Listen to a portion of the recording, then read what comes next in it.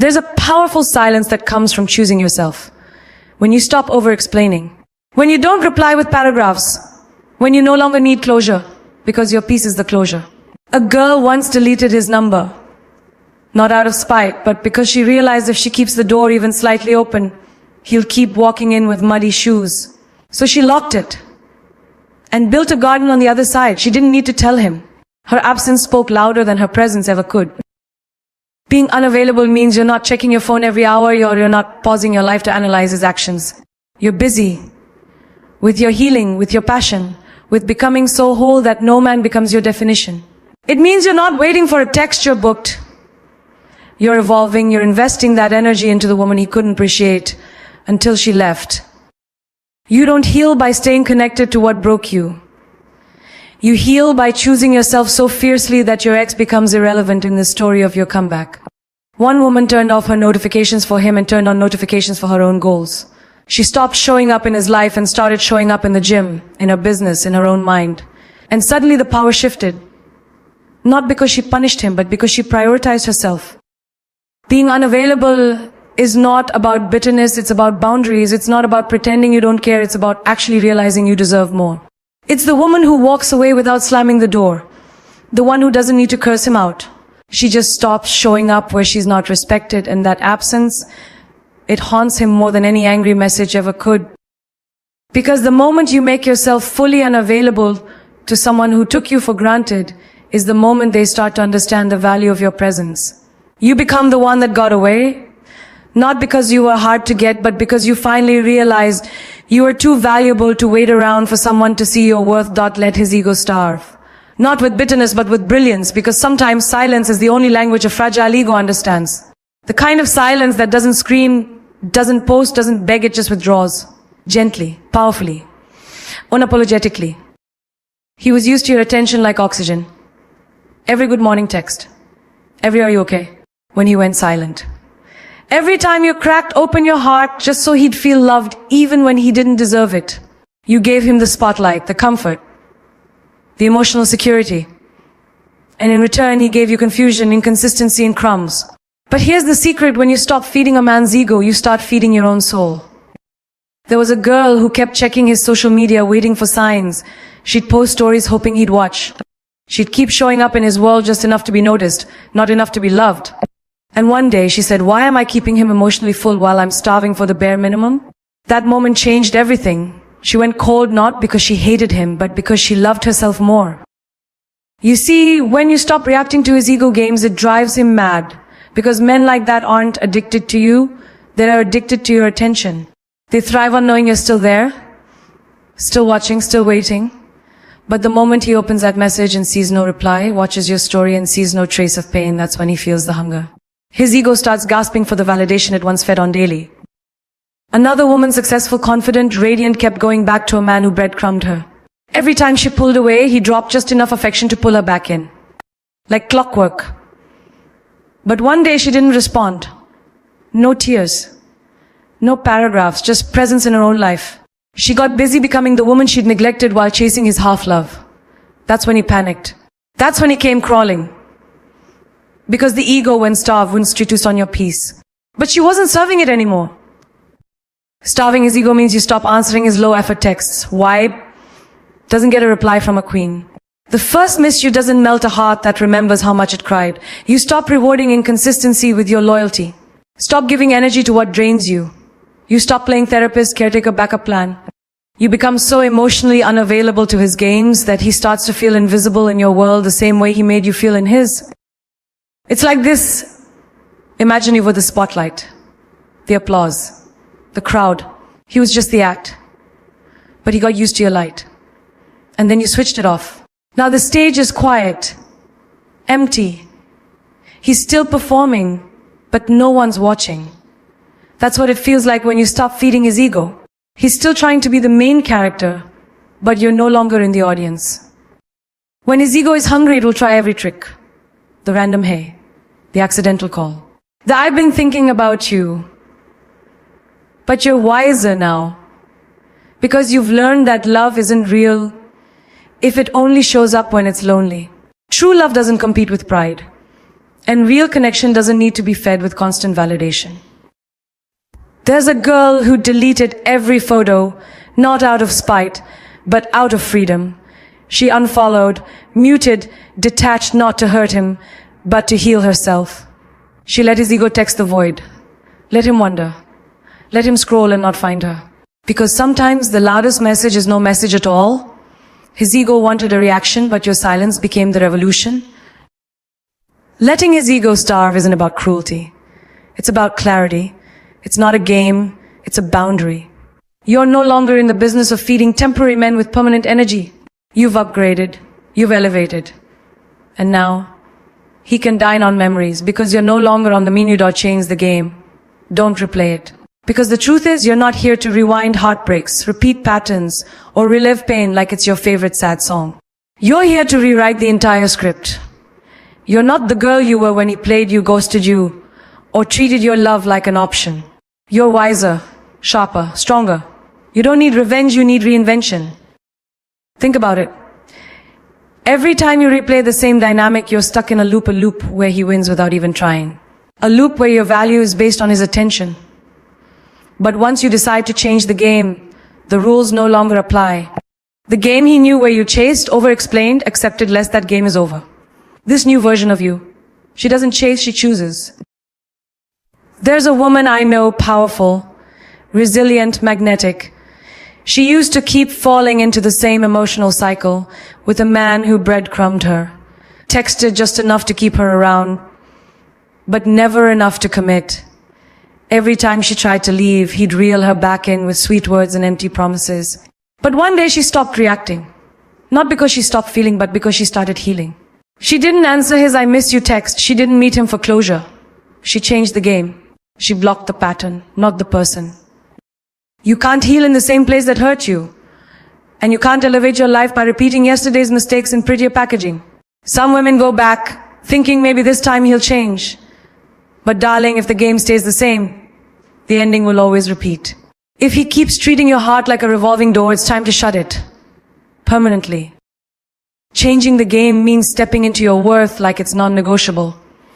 It's not replying with long essays to defend your heart. It's not waiting by the phone for a man who forgot your value. It's not dressing up your wounds and calling it love. It's looking at your reflection and saying, I refuse to play small so someone else can feel big. There's a girl who used to accept being a second choice. The when he's bored text. The you up call. The weekend plans that never came. She'd cry, forgive, repeat. Until one day she took all that energy and invested it into herself. She traveled. She built her business. She glowed up mentally, emotionally, physically. And when he came back expecting the old game, he couldn't recognize the woman in front of him. Because she changed the arena. He wasn't ready for this level. You are not here to prove your worth to someone who lost the privilege to witness it. You're not an old game he can replay when he's lonely. You are a whole new challenge, the kind that makes a man level up or walk away. Because now you're not waiting, you're winning. Quietly, consistently, unapologetically. Every queen who's ever been broken had a moment where she looked at her pain and said, this won't be my identity, this will be my ignition. That's when she stopped playing the game. That's when she built her own. A woman like that doesn't need to beg for love. She becomes the love. And that's what terrifies him. He no longer holds the power. She does. So no, you don't replay what broke you, you rebuild, you rise, you replace desperation with direction.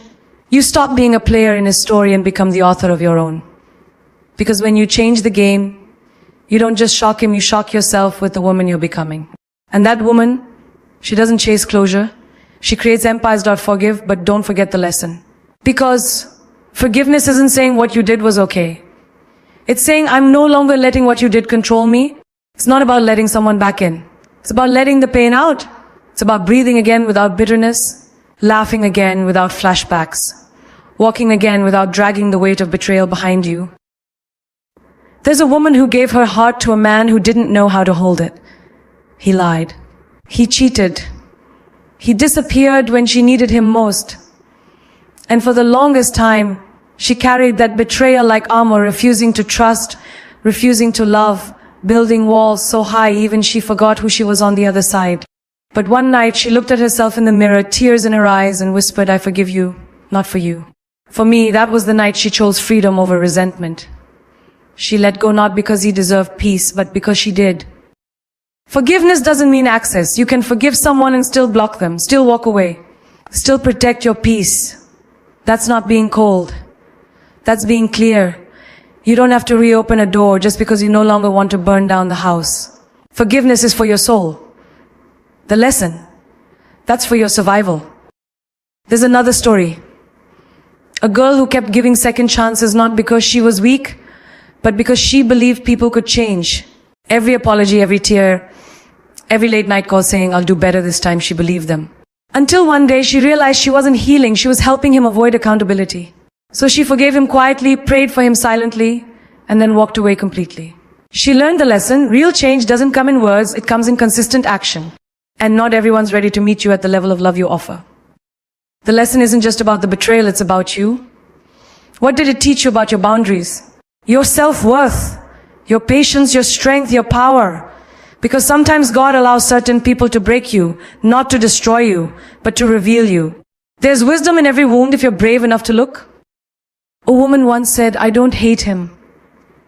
I just finally love myself more." That's what true forgiveness feels like. Not a rush of emotion, not a single moment, but a journey. A quiet decision every single day to not let the past poison your present. But that doesn't mean forgetting the fire. You carry the lesson like a diamond, not to punish others, but to protect yourself. Every queen has a moment where she decides, "I'm not staying stuck in what happened. But I'll never again ignore the signs that got me there." That's called growth. That's called grace with wisdom. You'll smile again. You'll trust again. But this time your soul will come with filters. Not walls, but wisdom. Not fear, but discernment. The girl who forgave too fast, who said it's okay when it wasn't, who tried to keep the peace at the cost of her own, she's gone. In her place stands a woman who doesn't seek revenge, doesn't chase closure, doesn't need validation. She forgives so she can sleep at night, but she remembers the lesson so she never has to learn it twice. You can love someone and still walk away. You can have compassion and still choose distance. You can wish someone healing and still protect your own heart from harm. That's not cruelty. That's emotional intelligence, because you didn't go through all that pain just to end up repeating it in prettier disguises. You didn't survive to be soft for someone else's ego. You forgave to become lighter, not to stay blind. So yes, forgive. Cry it out, pray it out, breathe it out, but tattoo the lesson on your soul, because that lesson, that's your armor. That's your evolution. That's the version of you who never lets the same hand hurt her twice. And now, take a deep breath. Not because the pain is gone, but because you're finally ready to rise above it. This isn't just about getting him back, it never truly was. This is about getting you back. The real you. The you before he questioned your worth. The you before love made you doubt your power. And the you now rebuilt, reborn, unshakable. Because let me tell you something fierce and unforgettable, you don't chase what walks away. You replace it with something better, something stronger, something that matches your energy, not drains it. He will come back, yes, but by then you won't just be healed, you'll be upgraded. And when he does, he won't recognize you not because you changed who you are, but because you finally became who you were always meant to be. You don't beg for a seat at a table you built. You don't shrink to fit into someone's idea of acceptable. You rise, you expand, you walk like the storm that you are. They didn't see your worth when you handed them your heart. That's fine. Because now you're the kind of woman who makes her absence louder than her presence ever was. You don't whisper your value anymore, you radiate it. The most powerful move a woman can make is to stop playing small for someone who doesn't even know how to love big. Let them go. Let their silence echo. Let their ego starve. And while they scroll through your glow up, wondering how they lost someone like you, you'll be too busy building empires, loving yourself louder, and being absolutely unavailable to the same pain twice. There's a quote that says, "She remembered who she was and the game changed." That's you. That's your story. You don't need to scream your comeback. Just walk in silence and let your transformation make all the noise. Be so untouchable, so self-aware, so in love with your own life that they regret every single time they made you feel like you weren't enough. Look around. Look at you. Look at everything you've survived, the tears you never showed, the silent nights, the lonely victories, The mornings you got up when no one saw you break the night before. That's not weakness, that's warrior energy. That's queen energy. That's divine revenge, not through destruction, but through elevation. And when people ask, how did she bounce back? You tell them, I didn't bounce back, darling, I rebuilt. Brick by brick, scar by scar, soul first, spirit next, body last, you became the masterpiece. The art they overlooked now hangs in a gallery they can't afford to walk into. Never forget, you are not their loss, they are yours. Because once a woman starts dating herself, healing herself, loving herself, she becomes untouchable. Not cold, not bitter, but wise, selective, and deeply peace. You're not the same girl who used to cry herself to sleep. You're not the one who used to overthink the texts he didn't send. You're the woman who writes her own damn love story now. And guess what? You're the main character. Not the side piece, not the placeholder, not the afterthought, the main event. Let him come back. Let him knock. Let him plead. But when he does, don't just open the door. Stand at it with grace, with power, with a soft smile that says, thank you for teaching me exactly what I deserve. Because the woman who disappears with dignity, glows up in silence, dates herself first, never proves her worth, starves his ego, changes the game, and forgives without forgetting, she becomes the storm he never saw coming. And darling, storms don't ask for permission. They arrive unapologetically, just like you.